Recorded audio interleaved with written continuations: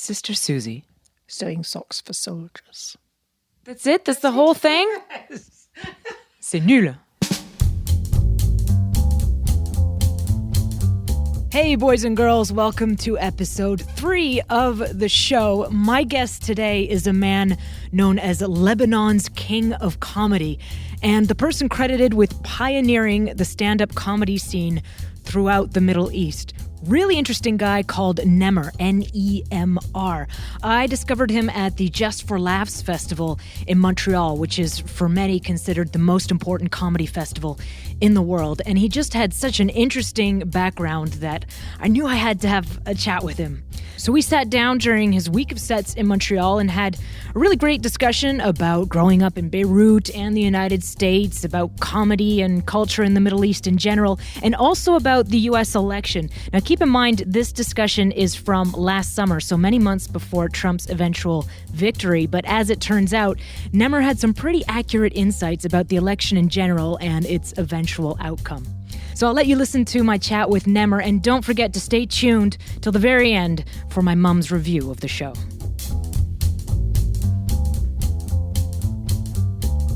Test 1, 2. I see we're going on mono. Yeah, we are. Fantastic. That way I can cut off all the dumb stuff that Yeah. I say and leave in all the dumb stuff that We you both know say. you mean, yes, the dumb stuff that I say. I doubt you'll be saying anything. No, about I mean, I want all the dumb stuff that you say.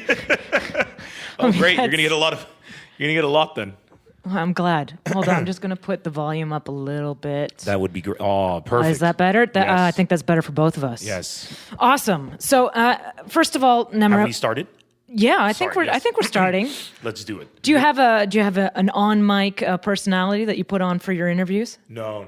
No. No, I don't. Okay, you're exactly the same. I'm equally stupid. You're always on. Both on and off the mic. You're always on. Yeah, I know. That's the nice thing you can be as a stand-up comic. I think people do acts, but I think the better comics don't. That's what I've noticed. They're just themselves. Very like a Louis C.K. type of way of doing comedy. I mean, because if you're going to be disingenuous, it can only go for so long, right? Exactly. Then you get found out. Yeah. And so when you were really little, I mean, you were born in Beirut? Yes. In the city of Beirut. I was born in the city of Beirut. The hospital was there, but we lived in an area called Adma, which is about 25 minutes without war away from Beirut. Okay. A few days with war. So the Beirut to negotiate equivalent. your way through checkpoints and what. The Beirut equivalent of stuck in traffic. I'm stuck in war, guys. Yeah, I'm stuck in. Not another freaking sniper point. Okay. Stuck in war, guys. I'll be there like in a day, hopefully. I don't know. Hopefully, yeah. And so you were born a bit outside of Beirut, then Yes. in the burbs, and then when you were two and a half. We were two and a half. The war reached the area where we were living So this was the Civil War in the 80s. Yes, of course, Civil War Okay. in the 80s. It was the Civil War / everybody's war. Right. So in Lebanon, we have been the battlefield. A lot of people think the Civil War was us, but it really was. We were the battlefield of the Middle East because we have no natural resources. So if America wants to fight Iran, they don't want to do it in a place where there's oil and stuff. They'll do it in Lebanon because we got nothing. Let's go back into the dirt field and fight, Yeah, guys. let's go fight there. Let's not ruin the lawn. Now, the thing about Lebanon is all we have is tourism because we got like beaches and mountains and restaurants, beautiful Right. women. If you take a look at all that footage and magazines and like articles about Lebanon back in the 70s and 60s, it was like the most beautiful place on earth. Lebanon was known as the Switzerland of the Middle East. And all the poets and the writers and everything came there. It was a cultural hub. The line, ask not what your country can do for you, but what you can do for your country, was for Gibran Khalil Gibran, who's a Lebanese author, not JFK. And all of it came through that era. And then the Civil War, of course, destroyed that. But the Civil War, a lot of people think, it's Lebanese fighting amongst each other. Really, it was everybody fighting with everybody. And the Lebanese were taking sides for survival at the time. And 30 years after brutal Civil War, nobody won anything whatsoever. Great. We all equally lost tremendously. And I think that's why right now the country's so stable. Because despite how many attempts and how much is going on to try to destabilize it, we're like, yeah, no. We've been there, done that. We don't want any more of that. No, screw off. Just leave us alone. That's our goal now as a nation. You know how like Donald Trump now outlines America as make America great again, and I don't know, every country has this kind of initiatives. Ours is like, can we be left alone? That's our thing. We want to be left alone. That's now our new directive, and it's going to take everything in our power to be able to achieve that. Well, yeah, because you're right in the middle of things. Right in the middle. Right next to Syria, and you got So our borders: Syria, Israel, and the sea. Do you know there's a joke that we have in Lebanon that said where when God was creating the world, he tells the angels, he says, I'm going to create a country. I'm going to call it Lebanon. I'm going to give it the most delicious food in the world. I'm going to give it the most beautiful sea and the most beautiful mountains. You can go to the sea and the mountains in the same day. I'm going to give it the most beautiful people. They're going to have...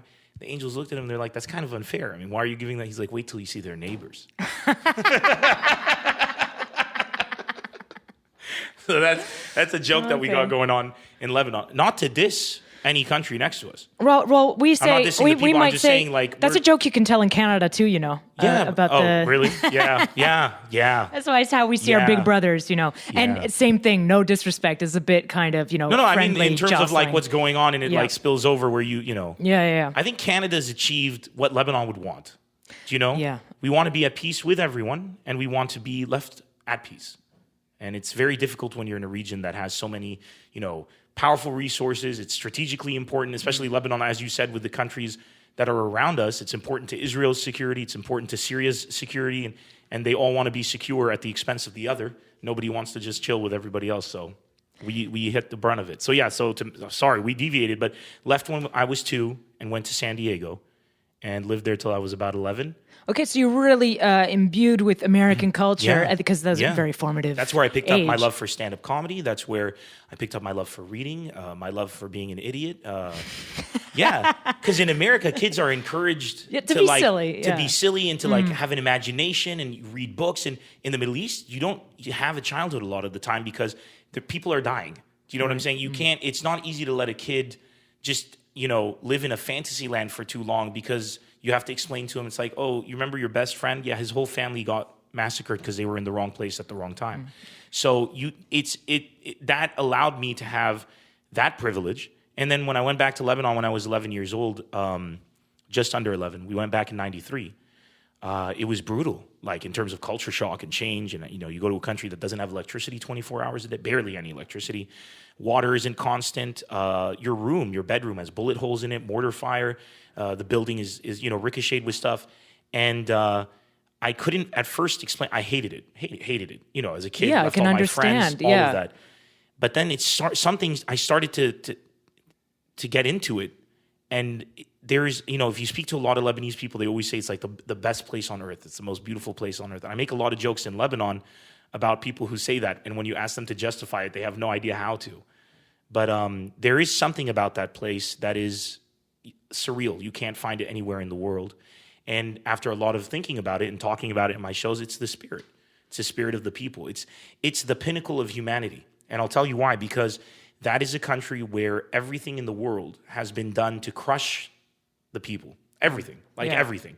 I could go on this podcast for 6 hours straight. I wouldn't even be halfway through the amount of people who've tried to take over the country and the different coups. We'll do a series. You could later. do a series. You could do it never ending. Yet the people are not only still there, they're more powerful than ever. So it's like a testament to human spirit. Whenever you go around in the world and you feel down, you come back to Lebanon, it reminds you that you're better than this. You're stronger than this. It takes away that myth that you can break a man or a woman. And that spirit that's very positive spirit too. And it's not necessarily the image people have when you say Beirut or when you say Lebanon. Well, that's our fault, not theirs. You think that's your fault 100%. for not? Why is that? I talk about that in my shows. I'm Christian. I talk about so in my latest special, people started to find out that I was Christian. Up until now, nobody knew if I was Christian or Muslim, and that was on purpose because my comedy was bringing people together. And it's only until my 7th show that I revealed it. And the reason I revealed it was because I was talking about Islam. And as I like to call it, the PR problem of Islam. And why did you just decide to start talking about religion in your shows then? I didn't talk about religion. I talked about the PR problem of Islam. Do you know what I'm saying? Yeah, okay. Because I come from an area of the world where there's a lot of Muslims. And I said on stage, I introduced the fact that I'm Christian in a very funny story about how Americans can't comprehend that I'm Arab and Christian. Like, that doesn't make sense to them.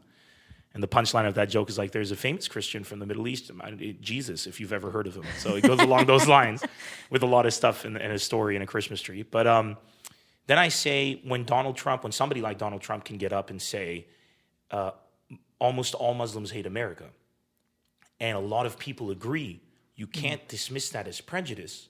You have to acknowledge that for what it is, which it's a problem. And if you take a look at what we've done, and I've said this on stages, I've said this, and it resonates because we feel that way back home.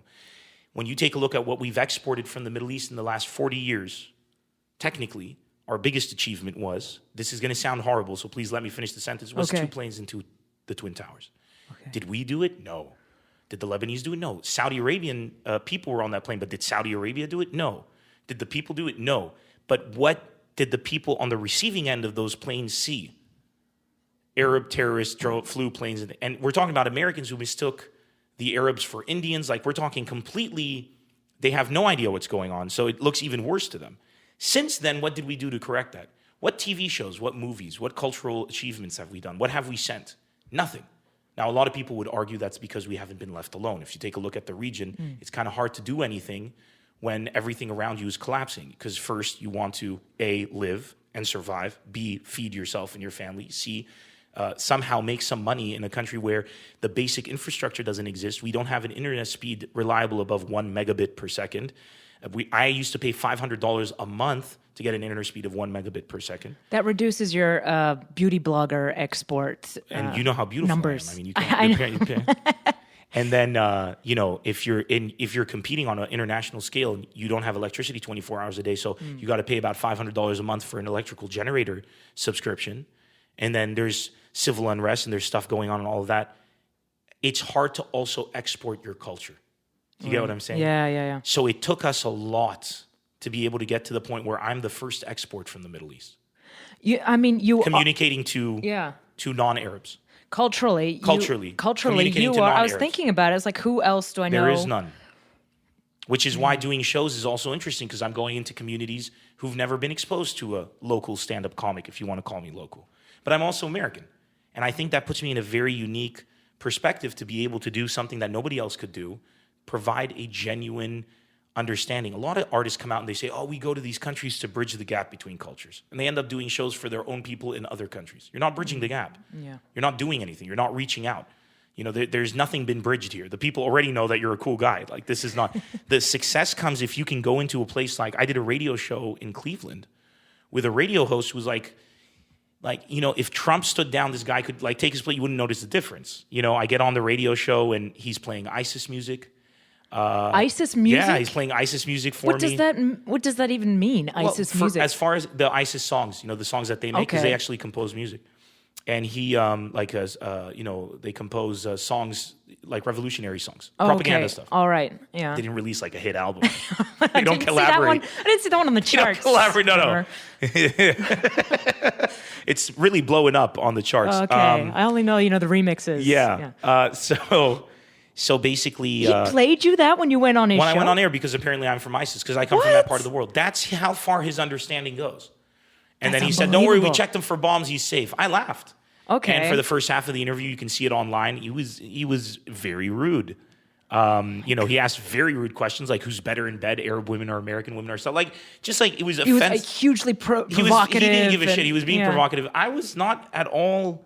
You weren't phased. It wasn't about being phased. Okay. I totally understood where he was coming from. Really? Did you? Halfway through the interview, he told me, I'm going to tell you something. I am worried when I see people that are bearded like you. So when I go to a coffee shop and there's Muslim people sitting down, it worries me. And I was like, and you should be worried. And he goes, and he just paused. And he's like, excuse me? I'm like, yeah, you should be worried. I don't blame you for being worried. He's like, and he just shut up and he looked at me. I said, listen, I gave him that spiel that I just said about we need to solve this problem. Right. Look, the fact that one of the greatest civilizations on earth, one of the oldest civilizations on earth, has become defined by an organization called ISIS is our problem, not an American problem. I mean, we invented language, the alphabet, right? The Arabs are responsible for some of the biggest advances in medical field, in scientific fields, in mathematical field, huge contributions. Hell, the Phoenicians discovered America long before Christopher Columbus, traded with the Native American Indians, their artifacts. All of these achievements, our authors, our poets, and we've been reduced to this. Whose problem is that? To go into an American person's house and blame them is ridiculous to me. It's ridiculous. Especially when you take a look at the fact, if you want to think about it, about what we take as our culture. For us, I don't know if it's the same in your house, but I imagine it is. Do you have any siblings? Yeah. Younger or older? I have one older and 3 younger. Okay, so whenever one of the younger ones was acting up, and you went up to your parents and you said, yo, the younger one is acting up, what do they usually tell you? Either ignore it. Mm-hmm. That most of the time it was just ignore him or her, or you're the older one. You're the older You're one. the older You're one. supposed to have. Yeah. You're supposed to be more understanding. Exactly. So if we're going to go and say we're one of the oldest civilizations, Really pissed me off, by the way. which is true, pisses us off as well. But if we're going to live by the book that we are one of the older civilizations, then either we are or we aren't. If we are, when our younger brother or sister, which is the Americans or anybody else in the world, says something stupid, does something stupid, even if it kills a lot of us, at the end of the day, they're family. We're all family. We're a big family. So we don't react by shouting at them or ridiculing them. If a young child walks into your room and says, I hate black people for whatever reason, if it's a young kid, you don't kick them out and put them in their room and say you're racist. You sit down and you say, what the hell did you just say? Well, who taught you that? Yeah. Who taught you that? Where did you get that from? Where did you learn that? This isn't right. This is what you should know. And you do it with understanding and you show them. And we've not been doing that. And I take a look around and this world is full of hardened people who've taken positions and they adopt them for life and nobody communicates with anyone anymore. And I'm just kind of going like, guys, it's not working. And so what do you think the solution is? Do you see other people like yourself? I think we're winning. Let me tell you. Lebanon right now. So the day before the Paris attacks, the first Paris attacks. There was the attack In Beirut? Well, the second Paris attack after Charlie Hebdo. That's It's true, after Charlie Hebdo. Unfortunately hard to keep track these days. Yes. But I remember that the day before 56 people were killed in Beirut. Yeah. We didn't even get an option on Facebook to put our flag. Right. Right? Okay. And so how do you feel about I feel that? great about that because we are warriors. We're supposed to be the people who are the last line. We're the last to fall. We're the ones who take this, okay? We're the ones who can lead everybody out of this. My point about what happened there is we suffer from these issues as well, right? So these are happening to us as well. Now, when people come and say, is there a solution? Are things getting better? This is what I like to tell them. I say, I live in a country called Lebanon, population of 4 million. In the last 2.5, 3 years, we've taken in almost 3 million Syrian refugees. That's almost 100% absorption of your entire population. We didn't have electricity 24 hours a day before this happened. Imagine now. We haven't had a president for almost 2 years now, for over 2 years. Our government's completely defunct. Nobody's picked up the trash until very recently for about 1.5 years, right? Yeah. Yet, we're one of the most stable countries in the Middle East. Rewind 15 years ago, 20 years ago. There would be no way we'd be standing the way we are today. The fact that ISIS is unable, despite its greatest efforts, they couldn't even close down the country for a day after those attacks. We went to work as if it was nothing. That tells you not only are we winning, but we've become juggernauts. We're impossible to bring down at this point in time. And one of the main reasons, unfortunately, the Syrian civil war happened is because all the stuff started in Lebanon. It didn't work and it bounced out to Syria. And now they're learning the lessons we learned long ago. And the Iraqis are too. We welcome the Syrians like brothers and sisters. If we can take in almost 3 million and we have no unrest going on in the country, what does that tell you about the U.S. doing congressional hearings for 8,000 to 12,000? So what you mentioned Donald Trump beforehand. What do you really, even with him, what would you tell him? I think he's awesome. I think Donald, oh yeah, straight up. Donald Trump is 100%. He thinks he's awesome too. So you have a point in common already. Let me tell you, the guy is awesome. Because what he's done, you can dismiss him as an idiot. You can say he says stupid stuff. It's not about whether or not he says stupid stuff. What he's been successful at doing is identifying himself as anti-establishment. Yeah. People don't like Donald Trump. They dislike the establishment because they've been led to believe through irresponsible media that the establishment is responsible for everything in your life that's going wrong. Can't get pregnant? Establishment. You don't have money? Establishment. You don't have a car? Establishment. You watch YouTube videos of rappers with lots of money? Establishment. You want to change that? You need somebody to break the system. He's identified himself as that. And then unfortunately, you take a look at Hillary Clinton, who is identified as establishment. And people are hating on her. I hear some of the reasons. I'm like, that's not true. She never did that. But this is what it is. Donald Trump has been awesome in being able to do that. He's been awesome in bringing forward something that I knew long before he even existed. The day he announced his presidency, I told my father the chances of Donald Trump losing the presidency are practically impossible. Because as a comic, I'm one-to-one with the people. And I go into areas that they've never probably seen an Arab before on purpose. I know how they think. I know what they're thinking. He was able to bring forward a large portion of the way America thinks. We knew this. It wasn't a secret. I'm glad he did because it's time to bring it out and face it head on. And most probably we're going to lose. Most probably we're going to lose. Unfortunately, what's going to happen is that by me losing, I mean Donald Trump winning, right? When I say we're going to lose, I mean we, as in progressive thinking human beings. I think he's awesome, meaning as a force. I'm not pro. Okay, If I was he- a bit scared there. For a No, little if he bit, but- wins, what's going to end up happening is we're all going to learn a very valuable lesson. That is true, and I find Sometimes I there's find no the other way way. I find probably that your thinking is probably also shaped from growing up in Lebanon. In fact, someone tweeted a couple of months ago, are you a person confusedly watching the darkest forces of your country rallying around a demagogue? Well, now you know how it feels like for lots of people in the Middle East. This is the thing. We understand it. Right. We've been there, done that. It's not going to work. If it's going to take you trying it to find that out, it doesn't mean we're going to stand by and say, oh, you know what? Learn your lesson. We're going to do everything in our power to save you from making the mistakes we've made. But sometimes your younger brother or sister just does what they want to do regardless of the advice. And that's the bottom line. At the end of the day, he comes up and says, we're going to build a wall. It's ridiculous. It is. Why is it ridiculous? We know it's ridiculous because we've been in countries where walls have been built and they've done nothing, right? We know there are alternative solutions. This is 2016. You can come up with something better. Sure, you've identified there's a problem on the borders and you don't like illegal immigration. Although, statistically speaking, the numbers point to the fact that illegal immigration is at its lowest in the history of America, in the history of the United States. Fine. One-fourth that's that not during the people's Reagan perception, era. though. I mean, it's about perception. And it's about, so it's still a problem for people. Fine, you want to solve it. That's your solution?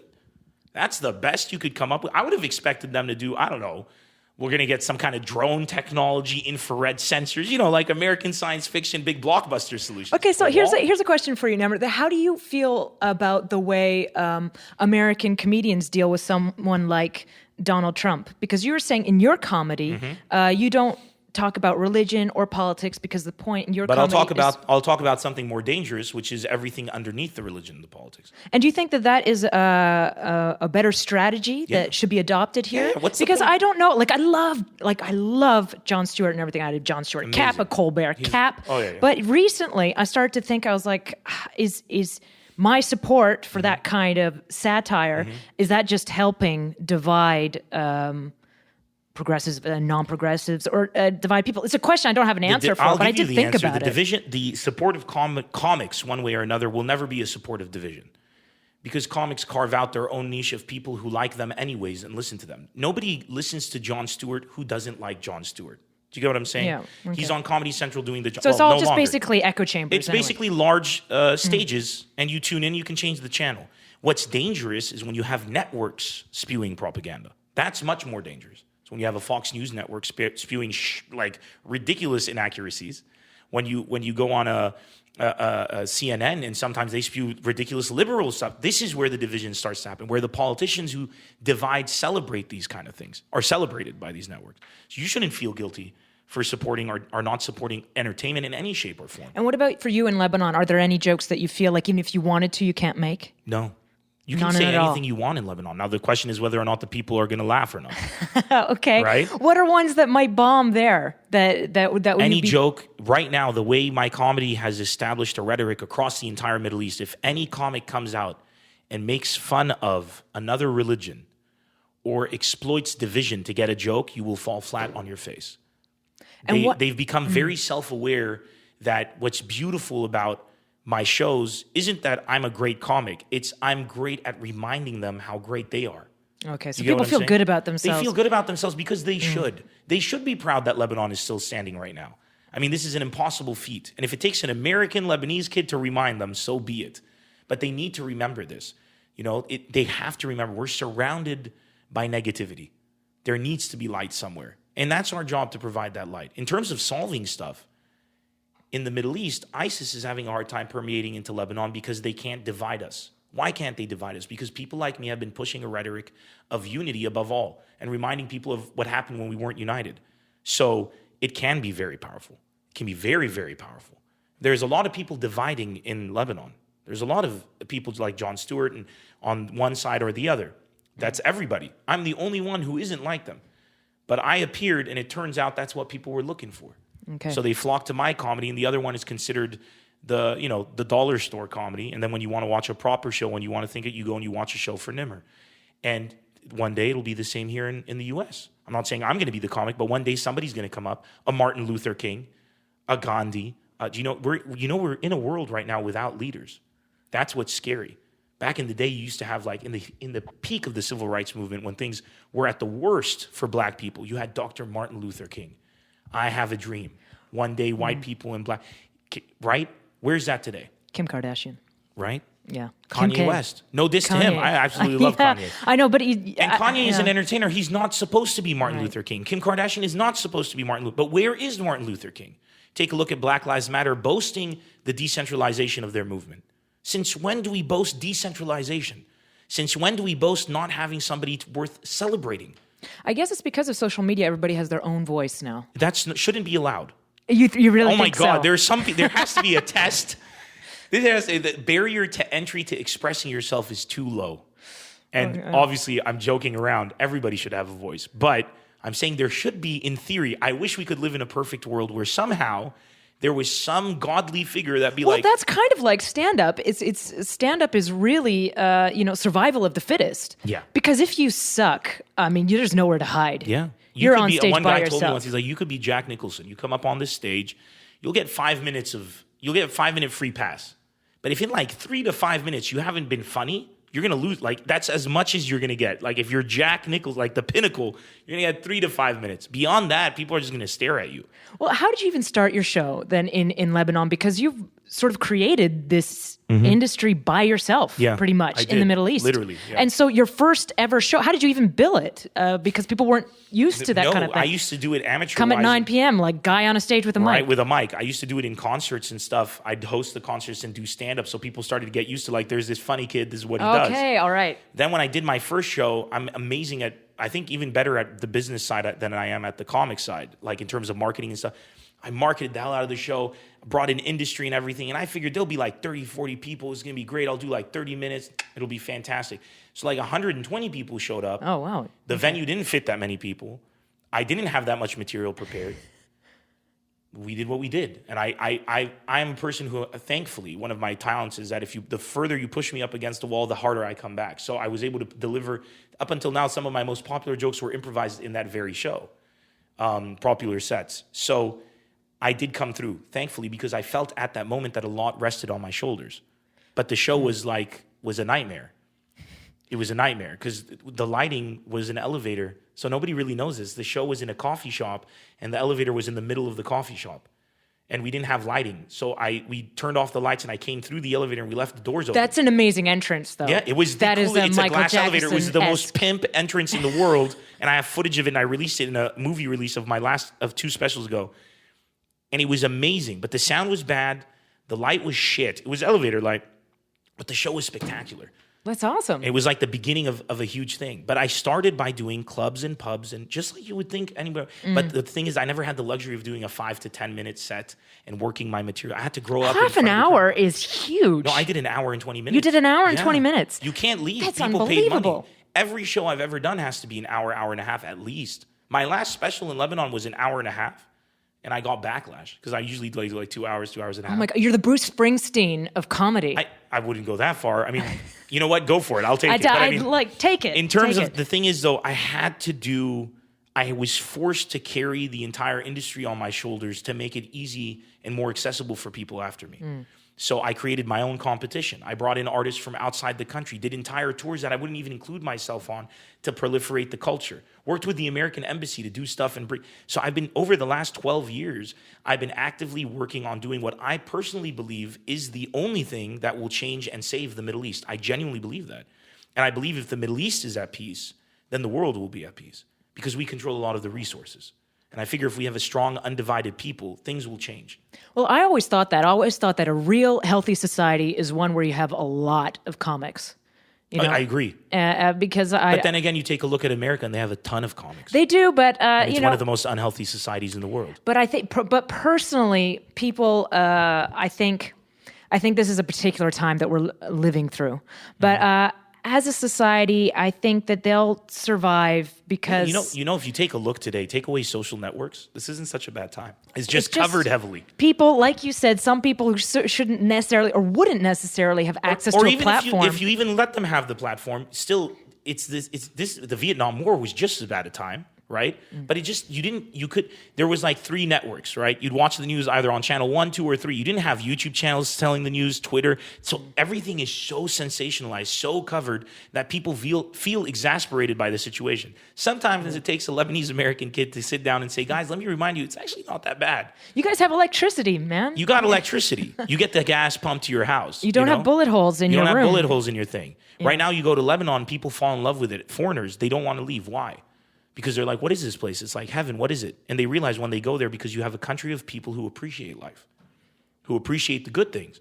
And here you have a country of people, not here in Canada. I mean, you come to the West, you have a lot of people who are given so much, they forget to appreciate what they have. And they only look to what they don't have.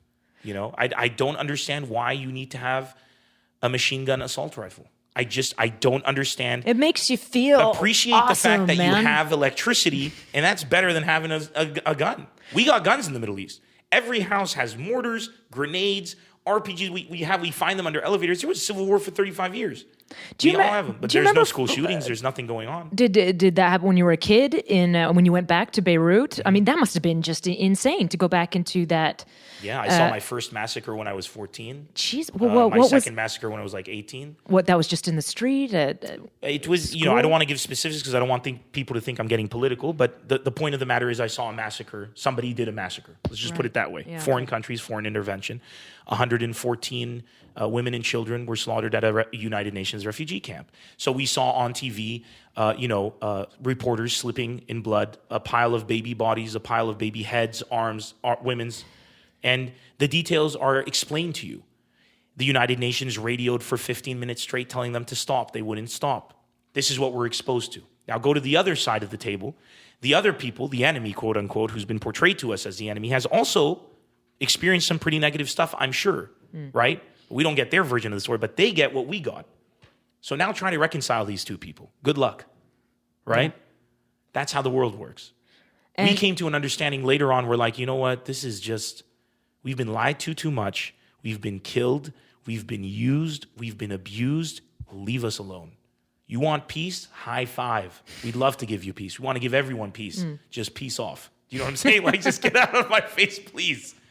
Peace off. That's hilarious. Yeah. And when you got back also to Beirut, you mentioned that you were introduced to comedy in the United States. Yeah. So what was like watching Saturday Night Live and that kind of thing? No, like my parents would record comedy specials on HBO. The earliest memory I had of happiness was my parents watching ironically, Bill Cosby stand-up comedy special. Oh, really? I mean, not really ironic. I just feels bad to have to say it now. It does. It's which is a shame. I used to tell this same story and be like, Bill Cosby, everybody would rejoice. And now, but I mean, take away the negative connotation of that. It was amazing. Yeah, it was. They would watch that, and I didn't understand anything of the set. I just know my parents were laughing, and then they started to record HBO specials. And the first comedy bit that I memorized was for Dana Carvey. Okay. And he had this bit about George Bush Sr. going to... Right, I was going to say, was he doing his George Bush? Bush, and he goes to, I think it was Japan, and he threw up on the Japanese president. And it was true, he threw up in front of him. Oh, really? I didn't know but that he did story. this whole impersonation of like how the Japanese started freaking out because Godzilla's back, and he's like kicking chairs. It was hilarious. And I memorized all of it. And then, I keep watching it, and I tell everybody one day I'm going to be a stand-up comic. Oh, when I got to Lebanon, I found my mom's old stash of cassette tapes she had of Steve Martin and Woody Allen and Lenny Bruce and all these comics when she was growing up in England that she used to record. And I used to listen to those. And it wasn't until recently, till like, I'd say 2004, till we had like good enough internet to actually see stuff online. Even then it wasn't, comedy isn't as available as it is now. So I was kind of raised on the, Bill Hicks, like more... The classic George Carlin kind of stuff before I got exposed to the newer stuff, which I also love. And what was the stuff on TV when you got to Beirut? Did you have any access to any? We had like Mexican soap operas that were Did translated. you really? I'm not joking. Mexican soap operas overdubbed in Arabic. Amazing. Yeah, we had like one called Maria Mercedes, and we had. Really? I'm not even making this up. And The Bold and the Beautiful. I don't know if you know this. Well, I mean, when I was younger, when I was 14, we moved from Canada to Switzerland, which was sort of like, the opposite of your move from like a pretty, one of the best places on earth to really one of the richest places on earth.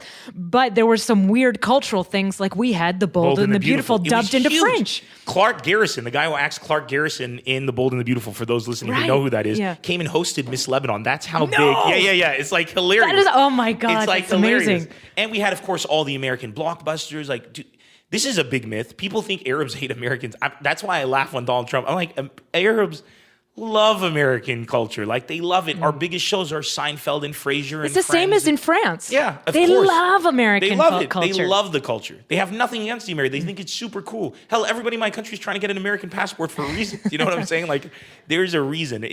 Everybody loves it. Biggest movie when I was there, everything was Jean-Claude Van Damme and Steven Seagal. Oh, right. Like, the Lebanese loved it. It was like, oh, this guy, this is amazing. And it was the first time in Arabic when they would refer to a protagonist, they would use an formal word for hero. So they tell me the hero wins in this movie. I'm like, the hero? It was you. That was the difference. It's just like identifiers, but at the end, we were all the same. What was big in America was big in the U.S. And so, did you big feel in Lebanon? Did you feel anything about? Then people talk sometimes about American cultural imperialism. Did you feel? If your culture is good enough to imperialize other cultures, if that's your fault. How is that? Yeah, because I mean, if you're not invading, right? If you're not the Ottoman Turks or the French invading Lebanon and enforcing your language. I mean, if you put out a TV show and people are like, yo, so like a lot of people watch anime, Japanese anime, and they want to learn Japanese. I don't think the Japanese were like, we will create a cartoon and take over the world. I don't think that was their, you know what I'm saying? So no, I don't blame them. No, it's great. What a beautiful and peaceful way of changing a place to like you more. If America sent TV shows instead of bombs, I think a lot of the world would be better off. Instead of destabilizing governments, destabilize their networking. Go for it. Have a field day. Just relax on us for a second. What is the networking like now in Lebanon? Has it changed? Is there a lot more homegrown stuff? Is there anything? It's horrible because Lebanon, this TV station, you see, this is the thing. Nobody realizes we don't control our destinies. Our media, every TV station is owned by a political party, and every political party is owned by a country, okay? So Saudi Arabia has its TV stations. Iran has its TV stations. America has its TV stations. China, Russia, everybody got their TV stations. Everybody's got a piece of the pie, and we literally, when there's a war in Lebanon, I mean, the first year I was establishing stand-up comedy, in year one, there was a foreign war, a civil war, and 14 brutal political assassinations in year one. Right? And all of these, while they were going on, I never carried a gun. None of us went in the streets and fought. We would sit at home and wait until they finished their bullshit, came to an agreement, and then we could go back out again. That's literally what it is. It's like, oh, what's happening? Oh, Iran and America are having a disagreement. Let's hang out for a minute. Because right now, Hezbollah, which is controlled by Iran, is going to go invade Israel so that the Israelis hit back, and then America is forced to bring Iran to a negotiation.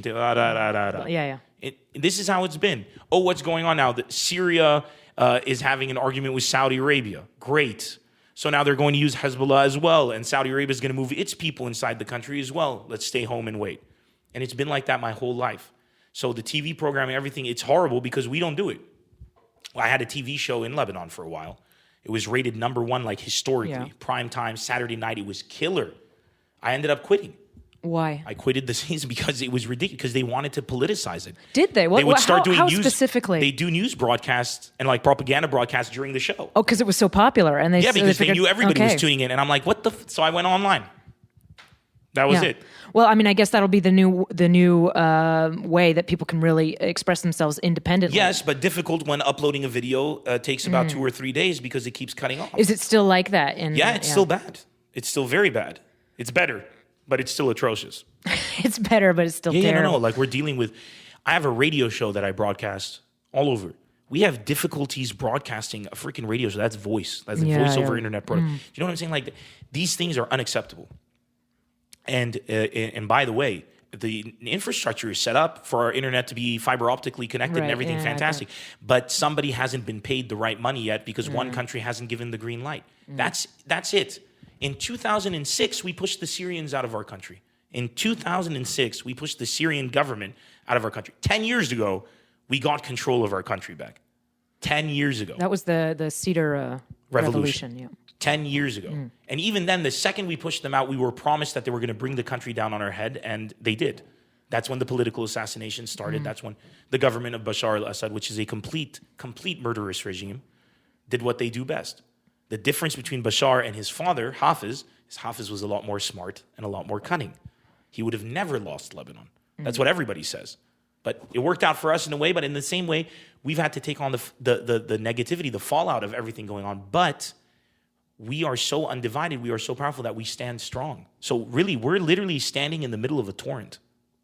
It's incredible that you're telling me all this too, because you say that people have this idea of Beirut too, of I don't know, somewhere where they only think of war and that kind of thing. But, and especially recently, I know a lot of friends of mine who are DJs, for instance, who go and play in Beirut. So we got Sia in Lebanon on August 9th. Right. So I've been following a lot of that part of the cultural life in Beirut, and everyone tells me it's awesome. You have to go, and so.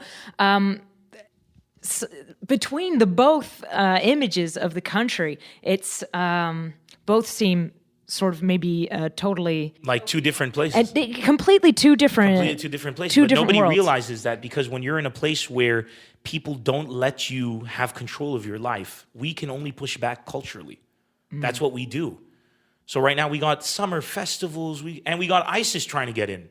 And we got Sia coming to the country. We got Sia coming, and we got Syria fighting.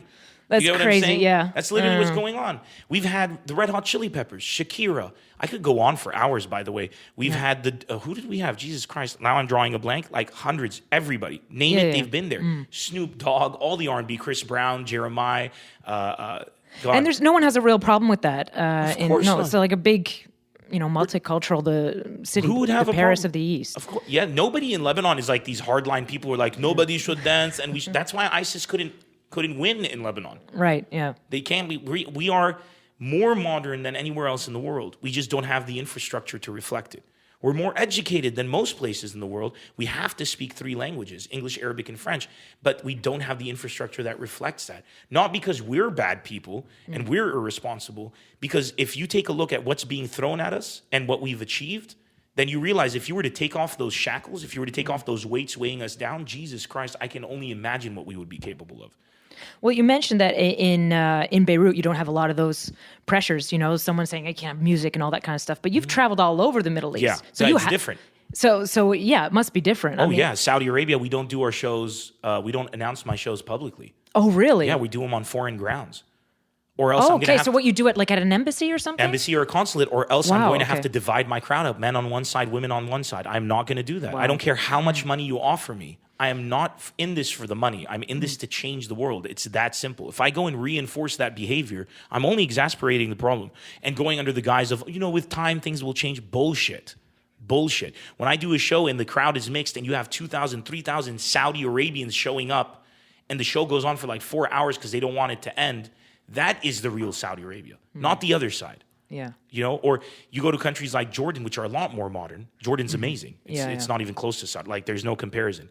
Jordan is much more modern than Dubai. But Dubai is considered more modern, but it isn't. You get raped. You get raped in Dubai as a woman, you go to jail. Yeah, exactly. I took a bus there once. I think I'm one of the only Westerners to have ever visited Dubai, and I stayed at the youth hostel, and you have to take a bus out there. Oh, that's crazy. This was a long time ago, like at least a decade ago, and the bus was divided, men, women. Now, the nice thing about it, if you're in the airport and you're a woman, you have your own lines. It is nice. There are parts of it that are nice. That are very nice. I don't want to diss on the culture. I'm just talking about, and if you do shows in Dubai, mixed crowds legally, 100%. Saudi Arabia is they're extremists. Right.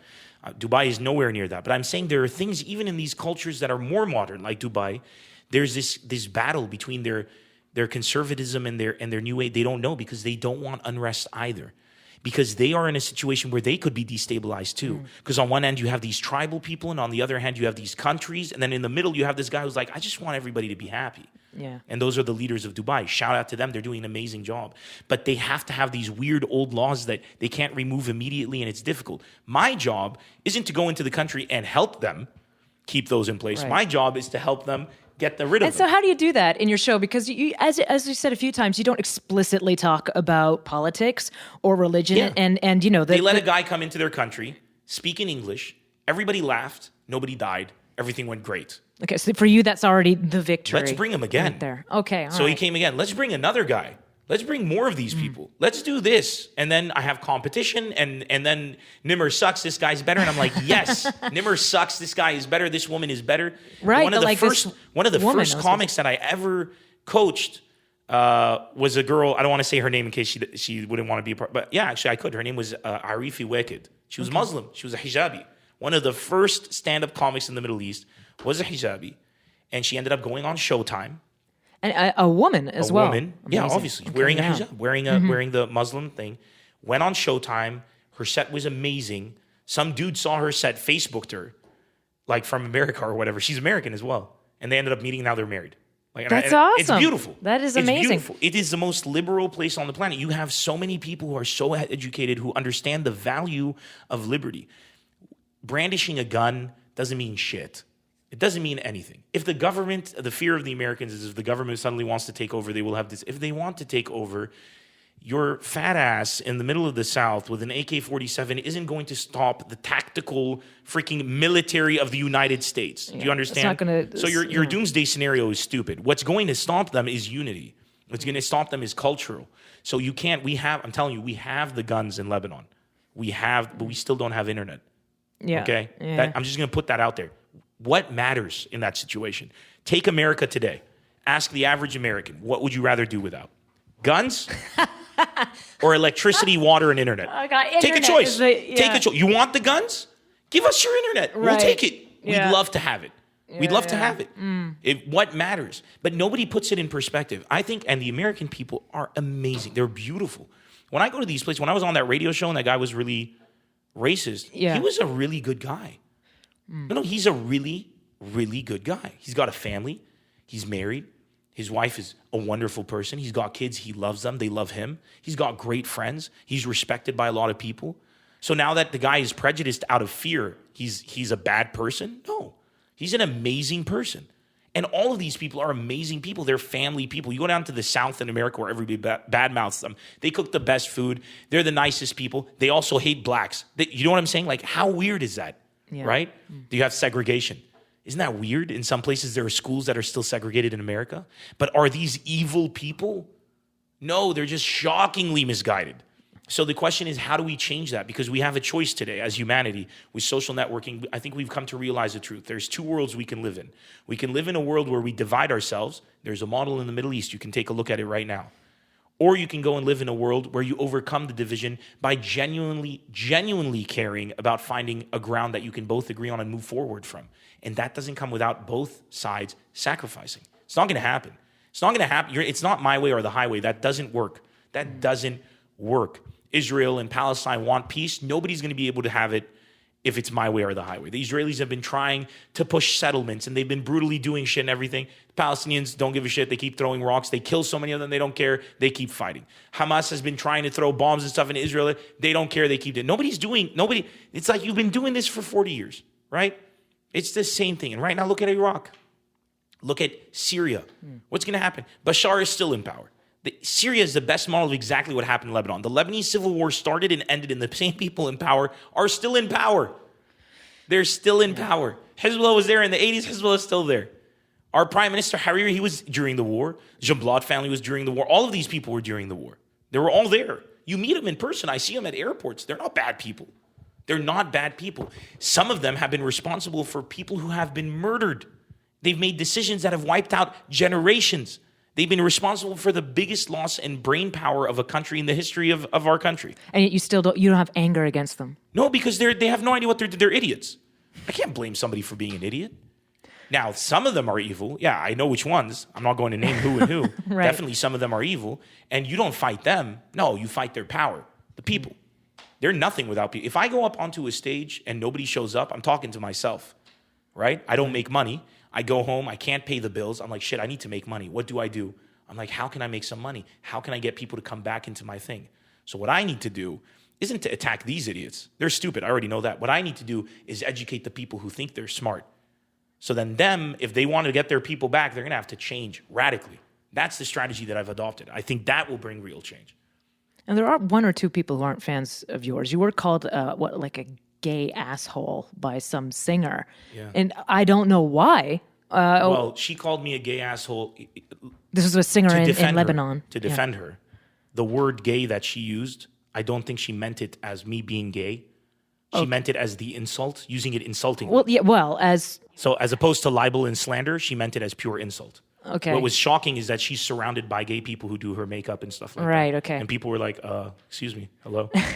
Hello, right behind you. She right insulted here. me because, and she had every right to, insult me. I'm a comic. I'm not a political Right. figure. I don't represent a country. She insulted me because I called her out on one of her songs. And I took on that was the beginning of when I took on the entire media industry in the Middle East. Nobody's ever done that. I've boycotted media in the Middle East. I'm the biggest artist in the Middle East who boycotts media at the same time.